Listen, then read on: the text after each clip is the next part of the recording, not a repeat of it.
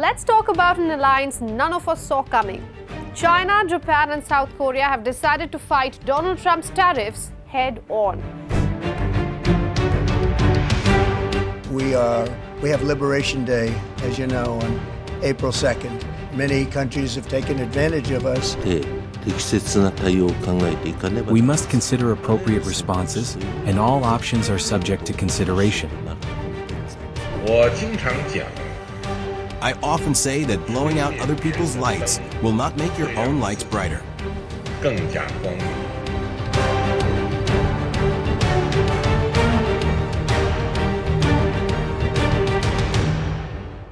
So how will this alliance look? Is Trump's tariff backfiring on the US? And can China be trusted in an alliance? I'm Ananya Dutta. Welcome to Grey Zone.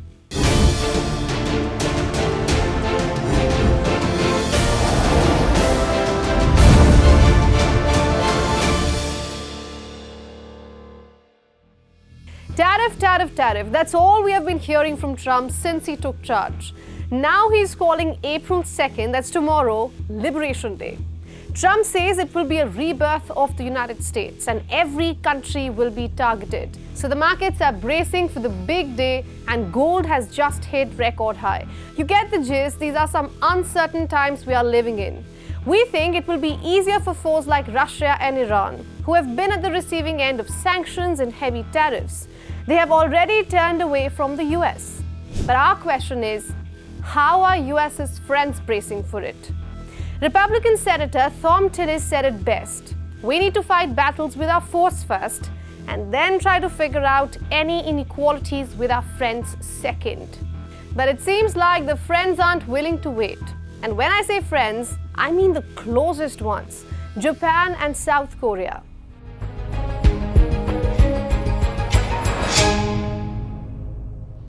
South Korea and Japan have decided to work with China to counter Trump's tariffs. They just signed a free trade deal even before the tariffs from the US start to hurt them.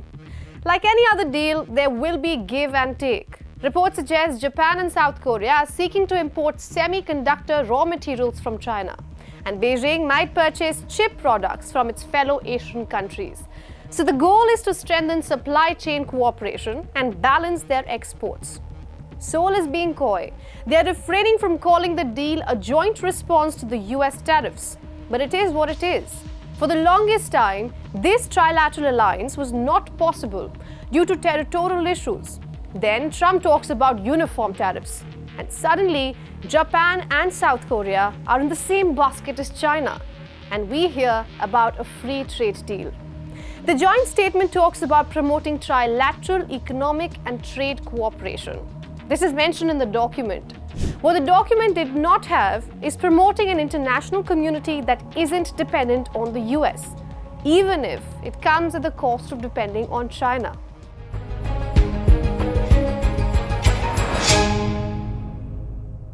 This deal makes us wonder, did Trump think his tariffs through? But before we answer that, let's look at this list. It's a list of America's top trading partners. Mexico tops the list, with Canada coming in a close second. Both the countries have been slapped with 25% tariffs on almost all goods. China is at the third place with 11% of total trade, but is also at the receiving end of 20% tariffs. Then there are Switzerland and Germany, and right after that come Japan and South Korea, both accounting for 4% and 3% respectively of the trade, still slapped with massive tariffs. What we're trying to tell you through this list is that the countries worst hit by the tariffs are somehow also the ones who are US's top trading partners.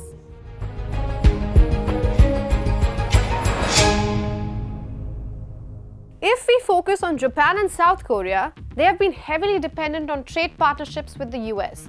And honestly, the list we just showed you doesn't do justice to it. Both are major auto exporters.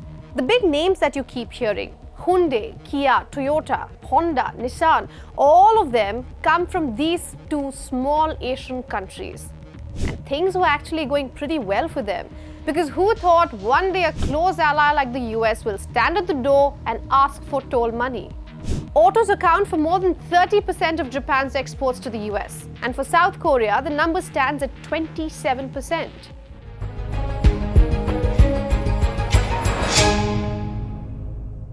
In this case, we have to get ahead of ourselves and think about a world where the US isn't the center of gravity. And the alliance of China, South Korea and Japan is actually a good starting point. The three countries account for 20% of the world's population, 24% of the global economy, and 19% of global merchandise trade. And China is looking to fill the vacuum left by the US. Trade or politics, the rule is the same. Trump has said that he was not worried that his action would push allies towards Beijing, but this latest deal maybe says that he should. For decades, the world economy revolved around the US, the biggest buyer, the most influential, and the ultimate decision maker. But Trump's tariffs are forcing even America's closest allies to explore life without it. Today, the alternative is China, which definitely has fewer strings attached.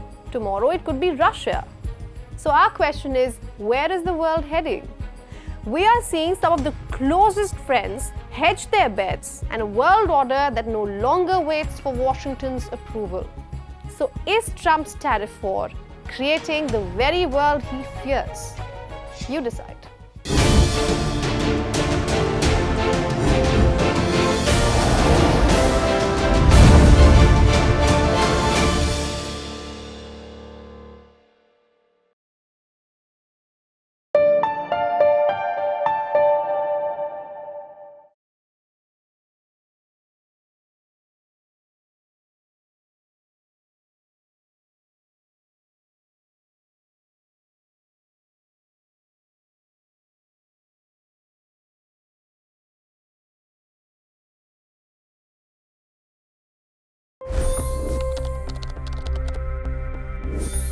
$25 crore गरीब गरीबी को परास्त करके बाहर निकले।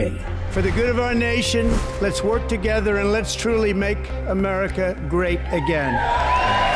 The fastest news breaks. Requested PM saying that we will have to speak to Putin and to Zelensky.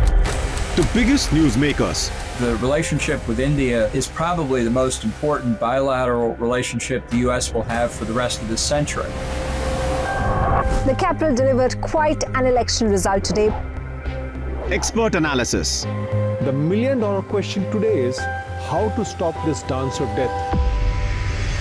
Ground reports. I'm standing at the crossroad of the Kumbh Mela. Behind me are more than 100 entry guards. Long-form interviews. Exclusionary politics is reflected in Manipur case as well. You don't bother because this is a small state. Deep dive into burning issues. It's often said DRC could be the richest country in the whole world. It's because of what sits underneath. Why exactly did the US topple the Sheikh Hasina government? HD videos. We don't just break news, we break it down.